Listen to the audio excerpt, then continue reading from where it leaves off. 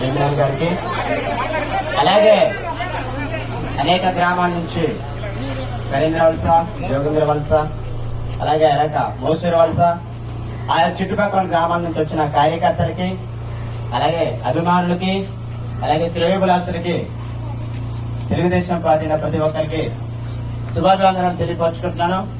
ప్రతి ఒక్కరు కూడా సైకిల్ గుర్తుకి మన అమూల్యమైన ఓటును వేసి మన యొక్క నాయని గారిని మనం గెలిపించాల్సిందిగా కోరుచున్నాను. ఎందుకంటే ఎలక్షన్ అప్పుడు ఆ యొక్క చిన్నపల్లి నాయుడు గారు వచ్చి మీకు ఇచ్చేస్తున్నా వచ్చేస్తున్నా అని హామీలు ఇచ్చి, బూటకు హామీలు ఇచ్చి నెరవేర్చలేకపోయారు. టీడీపీ హయాంలో ఇక రోడ్ అనేది కూడా శాంక్షన్ అయింది. అయినప్పటికీ ఆ సమయంలో ఖాళీ లేక వెంటనే వేరే ప్రభుత్వం మారడా, ఎలక్షన్ కూడా రాడా, తర్వాత పనులు ఆగిపోయి వైఎస్ఆర్ పార్టీ రాడా ఆ యొక్క పనులు శంకుస్థాపన చేసి అలాగే మనం చూస్తున్నాం. నాయన గారు అంటే మాకు ఫస్ట్ రోడ్ అవుట్ కావాలి, అలాగే మనకి గ్రామాలన్నీ డెవలప్మెంట్ చేయాలనేసి మేము ప్రార్థిస్తున్నాం.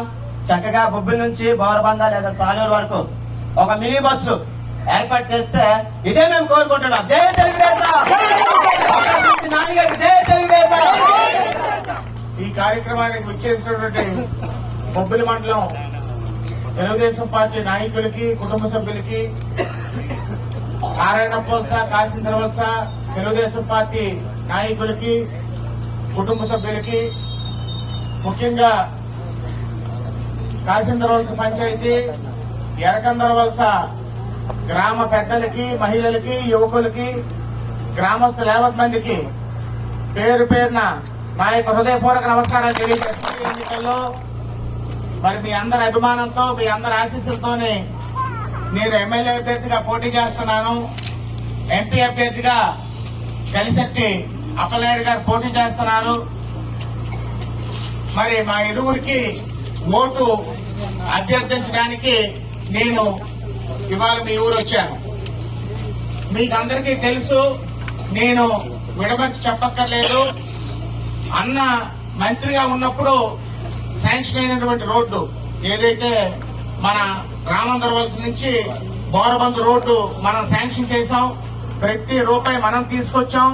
మన హయాంలో టెండర్లు పూర్తయితే వాళ్ళు తెచ్చినట్టుగా వాళ్ళు రామందర వలస దగ్గర శిలాఫలకం వేయడం జరిగింది. సరే, మనం ఎవరు శిలాఫలకం వేసినా మనకు అనవసరం. రోడ్డు పని పూర్తి అవ్వాలి కదా, ఆ రోడ్డు పని కూడా పూర్తి చేయలేదు. నేను మీకు అందరికీ మాట ఇస్తున్నాను, తప్పకుండా రానున్నది తెలుగుదేశం పార్టీ ప్రభుత్వం.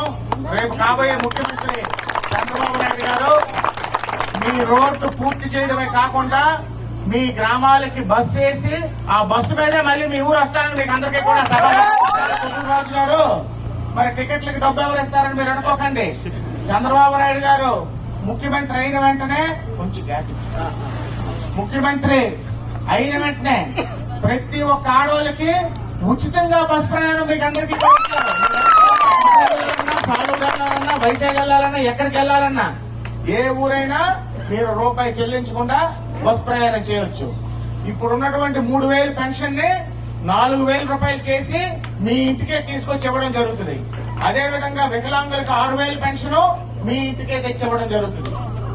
ఎవరైతే నిరుద్యోగ యువకులు ఉన్నారో వాళ్ళందరికీ కూడా ప్రతి నెల నిరుద్యోగ వృత్తి కింద 3,000 ఇవ్వడం జరుగుతుంది. కాబట్టి ఈ వాస్తవ పరిస్థితులన్నింటినీ కూడా గ్రహించి మీ గ్రామంకి, మన పంచాయతీకి ఎప్పుడైనా ఎవరైనా ఏ మంచి అయినా జరిగిందంటే అది మా హయాంలోనే జరిగింది తప్ప ఇంకెవరో కూడా ఇక్కడ వదిలిపెట్టింది లేదని వాస్తవాన్ని మీకు అందరికీ కూడా తెలుసు. కాబట్టి మీ యొక్క అమూల్యమైన ఓటు ముద్రను సైకిల్ గుర్తుపై వేసి మరి ఎమ్మెల్యే అభ్యర్థిగా నన్ను, ఎంపీ అభ్యర్థిగా కలిసే అప్పలనాయుడు గారిని ఇద్దరిని కూడా అత్యధిక ఓట్ల మెజార్టీతో గెలిపించి మీ అందరి సేవ చేసుకునే అవకాశం, అదృష్టం కల్పిస్తారని 2 చేతులు జోడించి గ్రామ ప్రజానికాన్ని కోరుతూ మరోసారి మీరు చూపించినటువంటి అభిమానానికి, ప్రేమకి నా కృతజ్ఞతలు తెలియజేసుకుంటూ మీ యొక్క సెలవు తీసుకుంటున్నాను. మన గుర్తు తెలుగుదేశం. 3 గ్యాస్ డబ్బులు ఫ్రీ. ప్రతి సంవత్సరం కూడా 3 గ్యాస్ డబ్బులు ఇంకా మీకు అందజేయడం జరుగుతుంది. ఒకటి చెప్పడం మర్చిపోయాను, దయచేసి గ్రహించవలసిందిగా కోరుతున్నాను.